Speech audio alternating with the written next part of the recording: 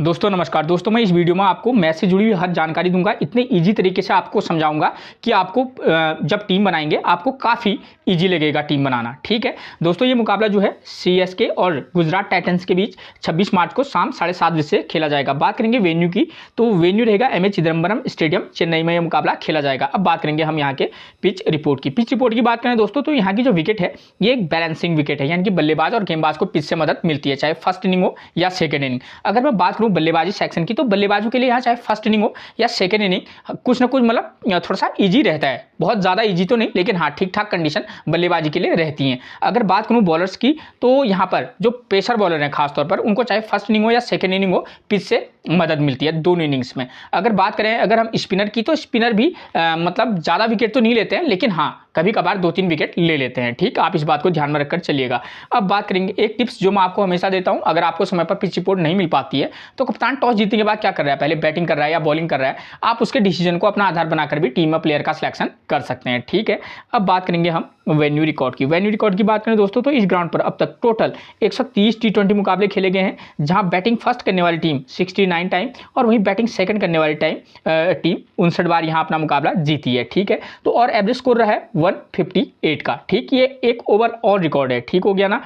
तो इस रिकॉर्ड को देखें तो इससे क्लियर है कि जो टीम बैटिंग फर्स्ट करेगी उसके जीतने के चांसेस काफ़ी हाई हैं। ठीक है, लेकिन बैटिंग सेकंड करने वाली टीम भी 59 टाइम्स अगर मैच जीती है, तो इससे आपको क्लियर हो जाता है कि अगर हम टीमें बनाए, दो चार एक टीम बना रहे हैं, तो हमको बैटिंग सेकंड के फेवर में भी टीम बनाकर चलनी होगी। ठीक है, उसके बाद दोस्तों 158 रन अगर यहाँ का एवरेज स्कोर है, तो आप समझ सकते हैं कि बल्लेबाजी के लिए ठीक ठाक कंडीशन पिच में रहती हैं। ठीक, अब बात करेंगे दोस्तों हम ये रिकॉर्ड है दूसरा रिकॉर्ड, ये जो है 2023 और 24 में जो आईपीएल के जो T20 मुकाबले खेले गए हैं, ये उनका रिकॉर्ड है। इससे आपको टीम बनाने में कुछ ज़्यादा मदद मिलेगी। ठीक है, देखिए 2023 और 24 में यहाँ टोटल 6 T20 मुकाबले खेले गए हैं T20 के, जहाँ बैटिंग फर्स्ट करने वाली टीम 3 बार, तो वहीं बैटिंग सेकंड करने वाली टीम भी 3 बार यहाँ अपने मुकाबले जीती है और एवरेज स्कोर रहा है 165 का। ठीक है, अगर इस रिकॉर्ड को देखें तो इससे क्लियर है कि कोई भी टीम चाहे वो बैटिंग फर्स्ट करे या बैटिंग सेकंड करे, वो मैच जीत सकती है, यानी कि जो टीम अच्छा खेलेगी वो मुकाबला जीत सकती है। ठीक है, और एवरेज स्कोर की बात करें तो 165, यानी कि बल्लेबाजी के लिए अच्छी कंडीशन पिच में रहती हैं। ठीक है दोस्तों, यहाँ पर कुछ मुकाबले ऐसे होते हैं जहाँ पर मतलब थोड़ा सा लो टोटल भी आपको देखने को मिल सकता है, वरना यहाँ अमूमन जो स्कोर होता है 160 प्लस का आपको देखने को मिलेगा। ठीक है, कुछ ही ऐसे मुकाबले होते हैं जहाँ थोड़ा सा आपको लो स्कोर देखने को मिलेगा। ठीक है, वो भी खासतौर पर सेकेंड इनिंग में। ठीक है, तो आप इस बात को ध्यान में रखकर चलिएगा। ठीक, देखिए इन 6 मुकाबलों में टोटल 83 विकेट गिरे हैं, जहां फर्स्ट इनिंग में 43, तो वहीं सेकंड इनिंग में 40 विकेट गिरे हैं। ठीक हो गया, यानी कि कहीं ना कहीं फर्स्ट इनिंग हो या सेकंड इनिंग हो, विकेट यहाँ 6 से 8 लगभग आपको गिरते हुए मतलब नजर आएंगे। ठीक, देखिए अब बात करेंगे फर्स्ट इनिंग में। देखिए यहाँ फर्स्ट इनिंग में पेसर कितने विकेट लेते हैं दोस्तों, अगर इससे आपको पूरा जो है थोड़ा सा ज़्यादा समझ में आएगा। यहाँ फर्स्ट इनिंग में पेसर 31 विकेट लेते हैं। अगर बात करें फर्स्ट इनिंग में स्पिनर की, तो वो लेते हैं 11 विकेट, और सेकेंड इनिंग में देखिए पेसर ने अब तक 23 विकेट लिए हैं और सेकेंड इनिंग में स्पिनर ने अब तक 10 विकेट लिए हैं। ठीक हो गया, अगर हम इस रिकॉर्ड को ध्यान से देखें तो अगर जो टीम यहाँ बॉलिंग फर्स्ट इनिंग में बॉलिंग कराएगी, हम चाहे तो उसके 2 पेसर को लेकर अपनी टीम में चल सकते हैं और एक ऑलराउंडर स्पिनर या रेगुलर स्पिनर के साथ भी जा सकते हैं। अलग अलग टीम बनाएंगे तो उसमें हम अलग अलग कॉम्बिनेशन के साथ जाएंगे, जैसे कि अगर आप चाहें तो एक पेसर प्लस एक पेसर ऑलराउंडर और एक रेगुलर स्पिनर के साथ भी जा सकते हैं। ठीक है, अलग अलग कॉम्बिनेशन के साथ जाना। और जो टीम सेकेंड इनिंग में यहाँ बॉलिंग कराएगी, हम उसके चाहें तो 2 पेसर के साथ भी जा सकते हैं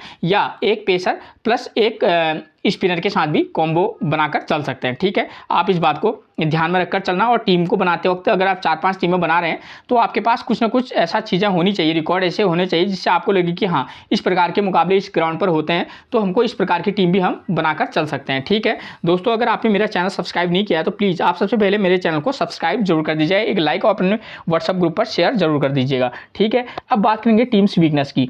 टीम्स वीकनेस से बात करें अगर, तो सीएसके के जो बल्लेबाज हैं उनको राइट आर्म मीडियम फास्ट और लेग स्पिन से दिक्कत होती है, लेकिन मैंने आपको क्लियर किया है कि इस विकेट पर जो है पेसर बॉलर को ज़्यादा मदद मिल रही है, तो चाहे वो राइट आर्म मीडियम फास्ट हो या लेफ्ट आर्म मीडियम फास्ट हो, तो सीएसके के बल्लेबाजों को उनसे कुछ ज़्यादा दिक्कत होगी बजाय स्पिनर के। सेम वही चीज़ गुजरात टाइटंस के बल्लेबाजों पर भी अप्लाई होगी, उनको भी राइट आर्म मीडियम फास्ट गेंदबाज से थोड़ा सा ज़्यादा दिक्कत होगी। ठीक हो गया।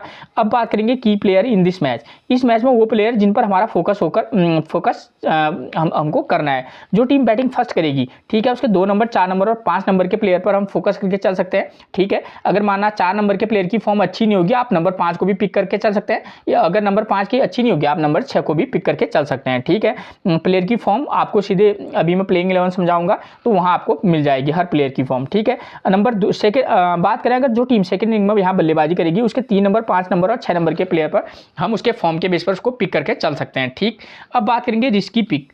दोस्तों कुछ ऐसे प्लेयर होते हैं जिन पर कोई ध्यान नहीं देता, लेकिन ऐसे प्लेयर हमारे काफ़ी इम्पैक्ट मतलब मैच में रहते हैं। जैसे इस मैच में विजय शंकर और समीर रिजवी, ये 2 ऐसे प्लेयर हैं जो काफ़ी रिस्की प्लेयर रहेंगे, चाहे आप इनको पिक करें या ड्रॉप करें। लेकिन हाँ, अगर आप चाहें तो किसी एक मैच में आप इनको पिक करके चल सकते हैं। ठीक है, कंडीशन के बेस पर। ठीक, आप किस प्रकार की टीम बना रहे हैं वहाँ पर ये सेट होंगे, तो आप इनको जरूर पिक करके चल सकते हैं। उसके बाद बात करेंगे हम स्कोरिंग पैटर्न की। इस ग्राउंड पर दोस्तों अब तक 150 से कम का स्कोर बना है 50 बार, और 150 से लेकर 169 के बीच का स्कोर बना है 40 बार, और 179 टू 189 के बीच का स्कोर 22 बार, और 190 से ज़्यादा का स्कोर बना है 19 बार।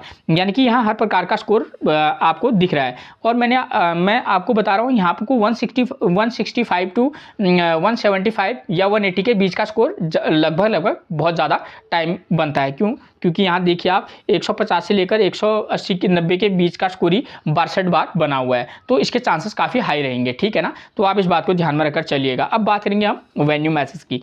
वेन्यू मैचेस को समझाऊंगा तो आपको किन किन बातों पर ध्यान देना होगा। वेन्यू मैचेस से आपको फायदा ये होता है दोस्तों, आपको ये पता चल जाता है कि भाई यहाँ इस ग्राउंड पर किस प्रकार के मुकाबले होते हैं। ठीक है ना, यहाँ पर हाई स्कोरिंग मुकाबले भी होते हैं, लो स्कोरिंग मुकाबले भी होते हैं। ठीक है, अब किसी मैचेस भी कई प्रकार के होते हैं जहां बैटिंग फर्स्ट करने वाली टीम भी, देखिए हाई स्कोरिंग मुकाबला होता है तो उसमें 2 प्रकार के हाई स्कोरिंग मुकाबले होते हैं, जहां बैटिंग फर्स्ट करने वाली टीम भी हाई स्कोर बनाए और उस हाई स्कोर को जो सेकंड इनिंग में वो चेंज हो जाता है। ठीक है, कुछ मुकाबले ऐसे होते हैं जहां बैटिंग जो टीम फर्स्ट करेगी वो 170 180 का स्कोर करती है, और सेकंड इनिंग में जो है टीम 150 टू 160 में ऑल आउट हो जाती है। ठीक है, और कुछ मुकाबले जो होते हैं फर्स्ट इनिंग में ही हाई स्कोरिंग मुकाबले होते हैं, और मतलब कि लो टोटल मुकाबला होता है, 150 160 का स्कोर बनता है और टीम क्या कहते हैं 145 पर सिमट जाती है। तो इस तरीके के भी मुकाबले होते हैं। तो आपको हर प्रकार की यार इस ग्राउंड पर ऐसे ऐसे मुकाबले हुए हैं, तो मुझे इस प्रकार की भी एक टीम बनाकर चलनी होगी। ठीक है, अब उतने करोड़ टीमों के बीच में आपको अगर कुछ अपनी टीम को फर्स्ट पर रखना है तो कुछ आपको अलग करना होगा, लेकिन अलग इस बेस पर करना होगा कि उस ग्राउंड पर के मतलब मैचों के आधार पर कि हाँ भाई इस ग्राउंड पर इस प्रकार के मुकाबले भी होते हैं। ठीक है, तो मैंने आपको बता दिया है कि यहाँ पर हर प्रकार का मुकाबला आपको एक लो टोटल स्कोर के लिए भी आप टीम बनाकर चलना, वो मैं आपको बताऊंगा किस प्रकार से बनानी है। अब मैं आपको समझाता हूँ वेन्यू मैच समझाऊंगा। तो आपको किन किन बातों का ध्यान रखना होगा दोस्तों। इस ग्राउंड पर स्कोर कितना बन रहा है और विकेट कितने गिर रहे हैं, चाहे फर्स्ट इनिंग हो या सेकंड इनिंग हो, पहले स्कोर करने वाले प्लेयरों का नंबर क्या है, मिडिल ऑर्डर और टॉप ऑर्डर का बल्लेबाज स्कोर कर रहा है या मिडिल ऑर्डर का बल्लेबाज स्कोर कर रहा है, तो ये बातों को ध्यान रखना हो। पावर प्ले में कितने विकेट गिर रहे हैं, ठीक है ना, और आपको ध्यान देना होगा फर्स्ट इनिंग हो या सेकंड इनिंग हो, यहाँ पर पेसर कितने विकेट ले रहे हैं और स्पिनर कितने विकेट ले रहे हैं। ठीक है, इससे आपको टीम बनाने में तो थोड़ा सा सुविधा होगी, और साथ ही आप कैप्टन और वाइस कैप्टन किसको बनाना है, बल्लेबाज को बनाना है, बैट्समैन को या ऑलराउंडर को बनाना है, तो ये चीज़ें आपको थोड़ा सा सॉल्व हो जाएंगी आपकी, ताकि और सबसे बात इंपॉर्टेंट रहता है कैप्टन बनाने में किस इनिंग के प्लेयर को आप कैप्टनसी दे रहे हैं। ठीक है, इनिंग के प्लेयर को कैप्टनसी और वाइस कैप्टनसी देना ये काफ़ी इंपॉर्टेंट रोल प्ले करता है। ठीक है, मैं यहाँ पर आपको 2 वेन्यू मैचेस समझाऊंगा, एक फर्स्ट ये वाला समझाऊंगा और उसके बाद दूसरा मैं ये वाला वेन्यू मैच समझाऊंगा। ठीक है, तो यहाँ पर से आपको सारी चीज़ें क्लियर हो जाएंगी।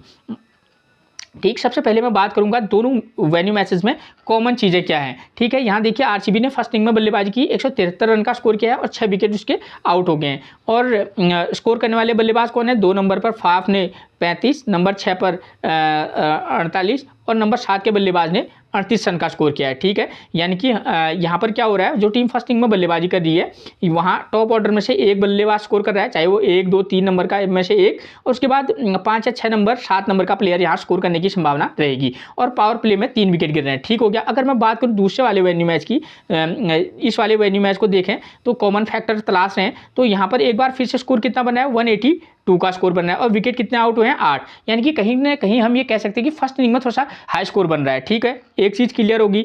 और फर्स्ट इनिंग में स्कोर करने वाले बल्लेबाज जैसे वहाँ पर टॉप ऑर्डर में से एक बल्लेबाज ने स्कोर किया था, उसके बाद यहाँ देखिए 4 और 5 नंबर के प्लेयर ने स्कोर किया है। तो एक चीज़ हमको क्लियर होगी कि यहाँ पर टॉप ऑर्डर में से एक बल्लेबाज पक्का स्कोर करेगा, चाहे वो 1 नंबर 2 नंबर 3 नंबर का प्लेयर हो। ठीक, उनमें से 1 या 2 बल्लेबाज स्कोर कर सकते हैं। उसके बाद यहाँ हमको फोकस करना होगा 4 नंबर 5 नंबर या 6 नंबर। किसी टीम में आप 4 और 5 पर भी फोकस करके चल सकते हैं या 4 और 6 पर, किसी टीम में आप चाहे तो 5 और 6 नंबर के प्लेयर पर भी फोकस करके चल सकते हैं। तो ये जानकारी देना, टीम बना रहे हैं तो एक टीम आप इस तरीके का 5 और 6 नंबर के बल्लेबाज को, किसी पर आप 4 और 6 नंबर के बल्लेबाज को या 7 नंबर के बल्लेबाज को पिक करके चलना। ठीक है, दोनों कंडीशन आपको बता दी है। और पावर प्ले में वहाँ भी विकेट गिरे थे 3, यहाँ 2 विकेट गिरे हैं। तो कंडीशन आपके लिए क्लियर होगी कि कम से कम जो टीम बैटिंग फर्स्ट कर रही है वहाँ पावर प्ले में तो विकेट गिरना लगभग मान के तय है, यानी कि फर्स्ट इनिंग में जो टीम बल्लेबाजी करेगी पावर प्ले में उसका विकेट गिरेगा। ये चीज़ आपके लिए मैंने कन्फर्म कर दी। ठीक है, और यहाँ पर 173 रन का स्कोर तो बना है, लेकिन आसानी से चेज भी हो गया है। ठीक हो गया, यानी कि यहाँ पर जो टीम स्कोर कर रही है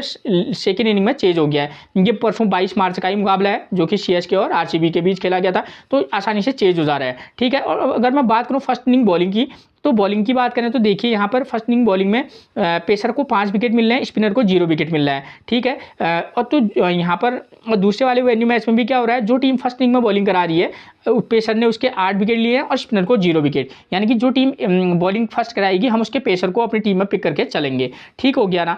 अब बात करूंगा मैं सेकेंड इनिंग की। सेकेंड इनिंग में क्या हो रहा है, मैंने तो आपको क्लियर करा रखा है कि यहाँ पर इस वाले मैच में चेज हो गया स्कोर, यानी कि एक मैच में तो चेज हो जा रहा है। और सेकेंड इनिंग में स्कोर करने वाले बल्लेबाज कौन है, चेज जब हो रहा है 2 नंबर 3 नंबर और 5 नंबर का बल्लेबाज स्कोर कर रहा है, पावर प्ले में 1 विकेट गिर रहा है, यानी कि टॉप ऑर्डर का बल्लेबाज स्कोर कर रहा है। और वहीं बात करूँ अगर मैं सेकेंड इनिंग की, तो देखिए दोस्तों यहाँ पर चेज नहीं हुआ है। यहाँ पर एक मैच में तो चेज हो जा रहा है, ऊपर वाले में देखिए यहाँ पर चेज हो गया है ना, तो यहाँ पर चेज हो जा रहा है और यहाँ पर क्या हो रहा है, चेज नहीं हो पा रहा है। तो यहाँ पर तो हम ऐसी टीम बनाएंगे, एक में टीम चेज कर ले रही है, एक टीम में चेज नहीं कर पा रही है, तो उससे आपको अलग अलग टीमें बनाने में मदद मिलेगी। तो दोस्तों मैंने आपको क्लियर करवा दिया है कि यहाँ पर एक बार टीम चेज कर पा रही है और एक मैच में टीम चेज नहीं कर पा रही है, तो आपको दोनों टीमों को मतलब देख कर चलना होगा। ठीक है, और जिस टीम में यहाँ चेज नहीं कर पा रही है तो उस वाली टीम में हम क्या करेंगे, जो टीम बैटिंग सेकंड करेगी, आप चाहे तो उसके टॉप ऑर्डर में देखिए काइले मायर से 18 रन बनाए हैं, तो हमको टॉप ऑर्डर से किसी भी बल्लेबाज को पिक करने की कोई जरूरत नहीं है,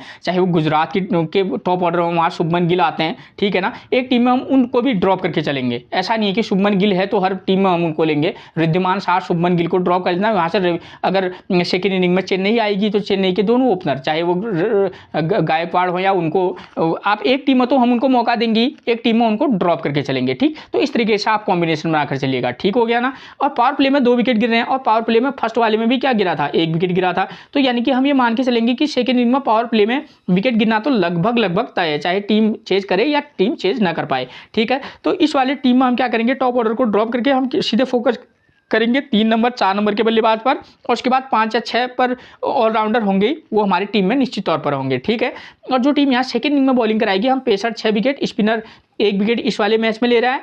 और यहाँ पर क्या हो रहा है दोस्तों, देखिए यहाँ पर पेसर भी विकेट ले रहा है और स्पिनर भी, तो एक टीम में हम पेसर को तो हम निश्चित तौर पर जगह देंगे एक टीम में, और एक टीम में हम पेस और स्पिन दोनों का कॉम्बिनेशन लेकर चल सकते हैं। आप चाहे तो एक पेसर को 2 पेसर के साथ जा सकते हैं और एक ऑलराउंडर स्पिनर के साथ, तो ये हमारे लिए बेहतरीन रहेगा। ठीक है, तो इस तरीके का कॉम्बो पैक बनाकर चलेंगे। और ये तो मैंने आपको 2 टीमें क्लियर करवा दी हैं कि भाई इस तरीके से आप टीम बना सकते हैं। ठीक है ना, आप वीडियो पॉज कर लीजिएगा, उसके बेस पर आप टीम बनाकर चलिएगा। ठीक है, अब कैप्टनसी और वाइस कैप्टनसी की बात करूं तो देखिए दोस्तों, अगर मान लीजिए जहां पर आपको लगेगा कि भाई हम मेरी टीम में चेज कर पाएगी, तो वहां पर उस कंडीशन के लिए आपको कैप्टनसी और वाइस कैप्टनसी के लिए बेहतरीन विकल्प क्या रह सकते हैं। जो टीम फर्स्ट इनिंग में क्या कराएगी, बैटिंग करेगी, आप चाहे तो उसके 4-5 नंबर का प्लेयर, ठीक है, या ऑलराउंडर प्लेयर को आप, या एक अच्छे बल्लेबाज को जिसकी फॉर्म अच्छी हो, 4 नंबर का बशर्ते प्लेयर क्यों ना हो, आप उसको वाइस कैप्टनसी दे सकते हैं।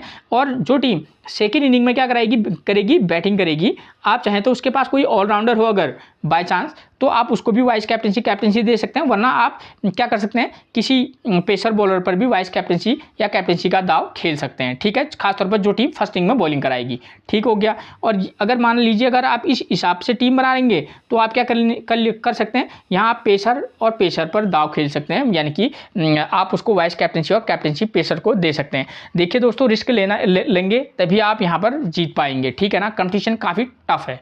ठीक है, तो आपको हर चीज़, आपको रिस्क के साथ ही खेलना होगा और कंडीशन के बेस पर रिस्क लेना। ठीक है, ये नहीं कि कोई से भी को किसी को भी हम हवा में उठाकर कैप्टन और वाइस कैप्टन बना दें और लास्ट में हमारे लिए एंट्री लाना मुश्किल हो जाए। ठीक है ना, तो देखिए ये चीज़ें होती हैं। अब मैंने आपको बोला 2 टीमें दूंगा मैं, मतलब सॉरी 1 टीम दूंगा, 2 कंडीशन होंगी, या तो CSK की टीम बैटिंग फर्स्ट करेगी या गुजरात टाइटंस की टीम बल्लेबाजी करेगी। तो मैं आपको दोनों कंडीशन के बेस पर टीम दूंगा। यहाँ अगर गुजरात CSK बैटिंग फर्स्ट करेगी तब हम किस प्रकार की टीम बनाएंगे, अगर गुजरात टाइटंस की टीम अगर बल्लेबाजी फर्स्ट करेगी तो हम उस समय किस प्रकार की टीम बना सकते हैं। ठीक है, तो यहाँ पर हम कंडीशन फर्स्ट ये लेते हैं कि अगर मान लीजिए CSK की टीम अगर बैटिंग फर्स्ट करेगी तो कंडीशन मैंने आपको समझा दी है कि यहाँ फर्स्ट इनिंग में कम से कम बल्लेबाजी में पावर प्ले में 1 आध विकेट गिर रहे हैं। तो देखिए हमको सबसे पहले उनकी तरफ से ओपनर कौन आता है, CSK की तरफ से ओपनिंग पे आते हैं रविंद्रा, रचिन रविंद्रा और ऋतुराज गायकवाड़। तो इन दोनों प्लेयर की फॉर्म की बात करूंगा मैं सबसे पहले।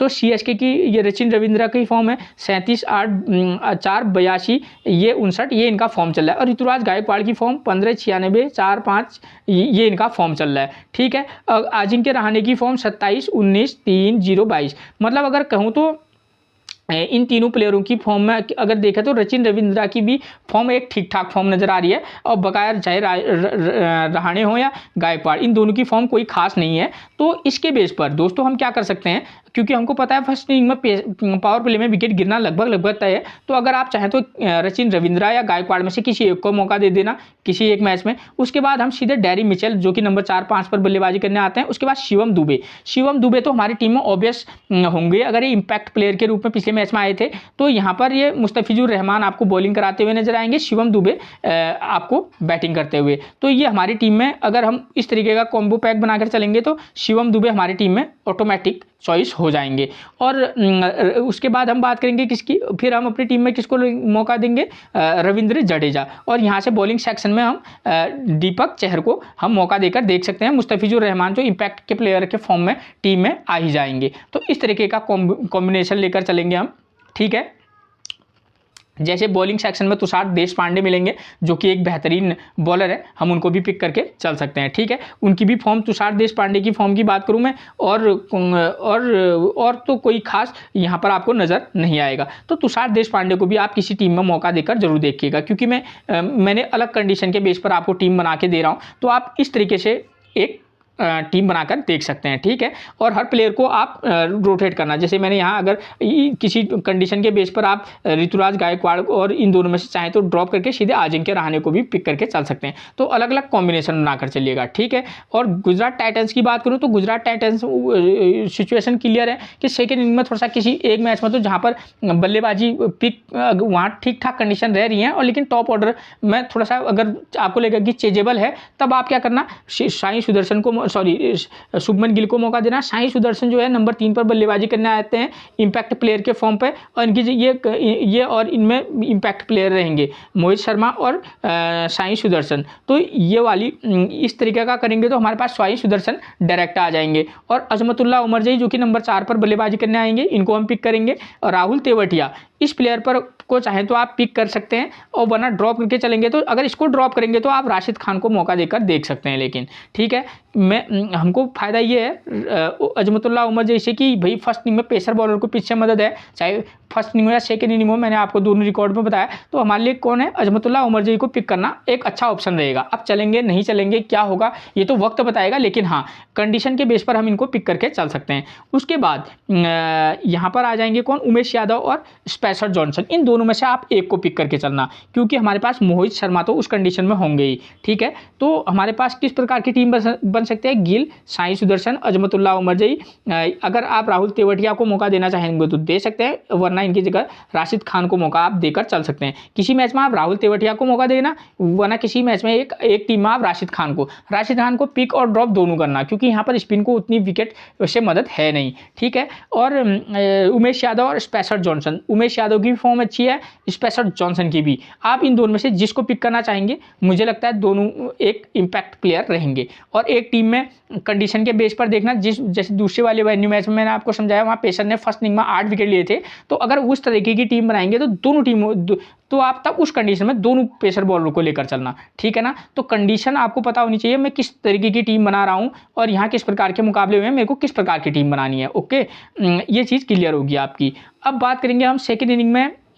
अगर मान लीजिए सेकंड कंडीशन क्या बनती है, अगर गुजरात टाइटंस बैटिंग करने आ गई तो उस कंडीशन में हम क्या करते हैं, यहाँ पर फर्स्ट इनिंग में पेसर जो बॉलर है विकेट गिर रहे हैं पावर प्ले में, तो अगर हमको उनकी तरफ से ओपनर कौन आते हैं गुजरात की तरफ से, रिद्धिमान साहा और शुभमन गिल। तो रिद्धिमान शाह की फॉर्म भी कोई खास है नहीं, और शुभमन गिल 31, 110, 38, 52 और साई सुदर्शन 45, 05 और 7, ये इनका फॉर्म चल रहा है। यानी कि शुभमन गिल ही एकमात्र ऐसे प्लेयर लग रहे हैं जहां पर जिन पर थोड़ा सा ट्रस्ट किया जा सकता है उनके फॉर्म के बेस पर। तो हम क्या करेंगे दोस्तों कि यहाँ पर से हम क्या ले लेंगे, शुभमन गिल को हम एक टीम में तो हम पिक करके ही करके चलेंगे, किसी में ड्रॉप करके भी चलेंगे। साई सुदर्शन आईपी में है, इम्पैक्ट प्लेयर हैं, तो ये ऑब्वियस आ ही जाएंगे। अजमतुल्लाह उमर जही रहेंगे, यहाँ से डेविड मिलर को हम पिक कर लेंगे। अगर आप गिल को ड्रॉप करेंगे तो डेविड मिलर को आप पिक करके जरूर चलिएगा फर्स्ट इनिंग में।